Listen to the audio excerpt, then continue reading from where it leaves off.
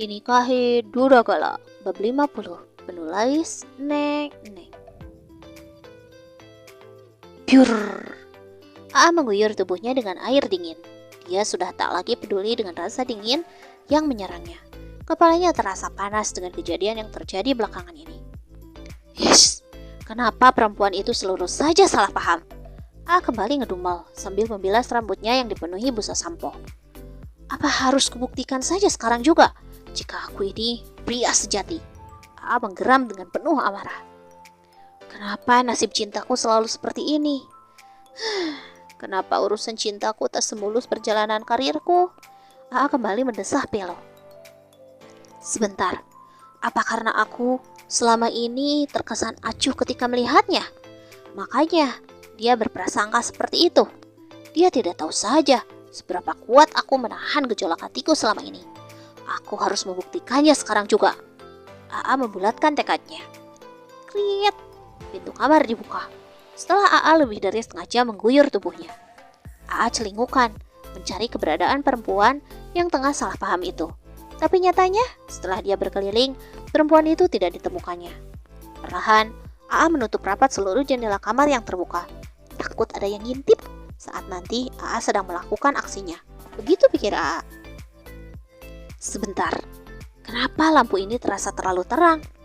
AA celingukan, mendekati sekelar lampu, mematikan sebagian lampu lalu menggantinya dengan lampu tidur, hingga pencahayaan di kamar itu menjadi remang-remang. Rupa-rupanya AA sudah tidak sabar lagi, ingin membuktikan kejantanannya pada istrinya itu. Ngomong-ngomong, kemana perempuan itu? Apa dia masih marah padaku? Hingga dia tidak ingin masuk kamar ini lagi? AA semakin menggerutu. Bahkan setelah dia duduk di tepi ranjang, Eliana masih saja belum masuk kamar. AA menjadi semakin gusar. Lalu dia memutuskan untuk mencari El sendiri keluar kamarnya. Ibu, kenapa aku harus menikah dengan seorang pria yang memiliki kelainan? Di taman, El sedang meratapi nasibnya sendiri. Pikirannya masih saja berkelana akan fakta yang didapatinya tadi siang. Nyonya, sapa Aldo yang berjalan ke arah Eliana yang tengah duduk di sebuah kursi. Pria muda itu terus menatap El dengan canggung, mengingat tadi siang dirinya baru saja dituduh dengan tuduhan yang sangat keji menurutnya. Jangan dekat-dekat, Eliana merentangkan tangannya. Nyonya, saya ingin bertemu Tuan. Kebetulan ada berkas yang harus saya serahkan sekarang. Aldo mengacungkan sebuah file yang dari tadi ada dalam genggamannya. Alasan. Aku tahu kau pasti sudah sangat merindukan AA, bukan? Baru tadi siang kalian saling mengungkapkan cinta. Sekarang kalian sudah saling merindu. Eliana mengincingkan matanya sambil ngedumel sendiri. Aldo yang mendengarkan gerutuan El hanya bisa pasrah atas apa yang dituduhkan nyonyanya. Nyonya, bagaimana cara saya membuktikannya? Saya ini pria normal, Nyonya. Bahkan saya memiliki beberapa kekasih, ujar Aldo keceplosan saking kesalnya pada perangai Eliana kali ini. Apa? Kau itu playboy, Aldo? Aku tidak menyangka. Tapi ngomong-ngomong, pacar-pacarmu itu laki-laki atau perempuan? Selidik El kemudian. Astaga Nyonya, nama pacar saya itu Ice, Santi, Lina, Mutiara, Luyamana. Semuanya perempuan Nyonya. Dengan gemas, Aldo mulai mengabsen nama-nama pacarnya. Pria di mana-mana sama saja. Eliana mendengus kesal.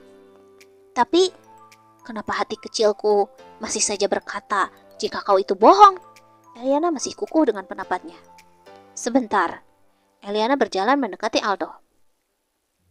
Tap, tap, tap. Eliana menggerakkan tubuhnya, memepet tubuh Aldo, hingga Aldo merasa risih dan sedikit memundurkan langkahnya. Kau harusnya tergoda padaku, bukan? Tangan Eliana mulai mengamang, hendak meraba pipi Aldo.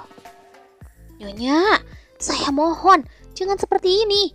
Bagaimana jika Tuan salah paham, Nyonya? Aldo mengimbah, sambil menelan salivanya dengan susah payah. Bagaimanapun, Eliana adalah perempuan cantik, yang kini sudah berubah menjadi lebih cantik lagi, karena sudah dimodifikasi oleh AA. Eliana! Duk. Aduh, sakit AA. Aku ini manusia, bukan truk gandeng. Kenapa harus diseret-seret? Eliana meronta kalau tangannya tengah diseret AA menuju kamarnya. Diam! Edgar membentak El karena sudah tidak tahan lagi atas tuduhannya yang keterlaluan. Hish! Eliana mendelikan matanya jengah. Apa yang kau lakukan? AA meninggikan suaranya kalau dia mengingat tingkah Eliana tadi pada Aldo.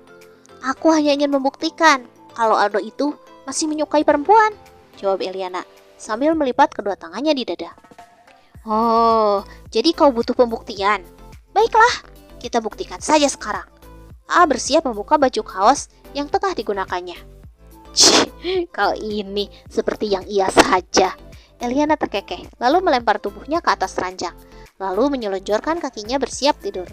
Astaga, perempuan ini! AA semakin geram dengan tingkah El. Sini, kita buktikan. Aku ini adalah pria sejati.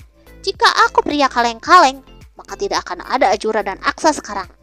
Ucapan AA sungguh serius sekali, membuat dada Eliana kian bertalu-talu.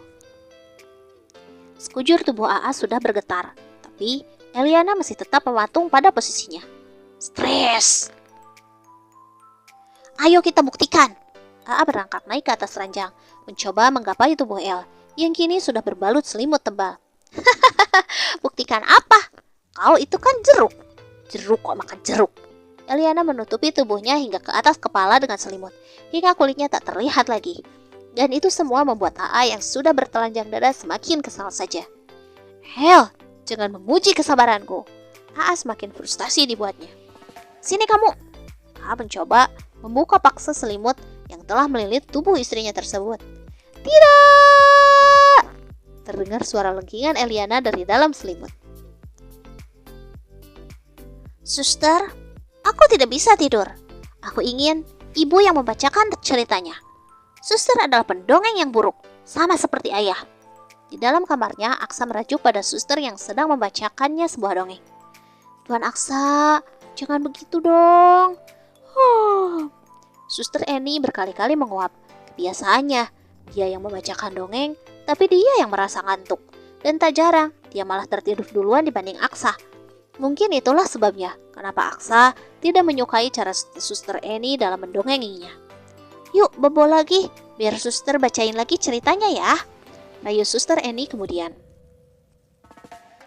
Tidak. Ibu El adalah pendongeng terbaik. Aku mau Ibu El yang membacakan dongengnya untukku. Aksa masih keras kepala. Bahkan sekarang anak itu sudah berdiri lalu berlari menuju kamar Eliana. Tuan Aksa, jangan lari-lari, nanti jatuh. Suster Eni mencoba menangkap tubuh Aksa, namun tetap saja tubuh Aksa yang kecil membuatnya menjadi sangat lincah dan berlari dengan cepat. Kriet, pintu dibuka dengan mudah karena kebetulan tidak dikunci. Ibu, aku ingin dibacakan. Suara Aksa menggantung kalau dia melihat adegan yang tengah dilakukan ayahnya. Ayah, apa yang kau lakukan pada Ibu El? Ibu El bukan kuda, kenapa ayah menungganginya? Tanya Aksa dengan polosnya kalau melihat AA yang bertelanjang dada tengah duduk di atas tubuh El yang sedang digulung selimut. Aksa, kenapa kau masuk kamar tanpa izin? AA menghentikan aksinya lalu menatap anaknya dengan geram.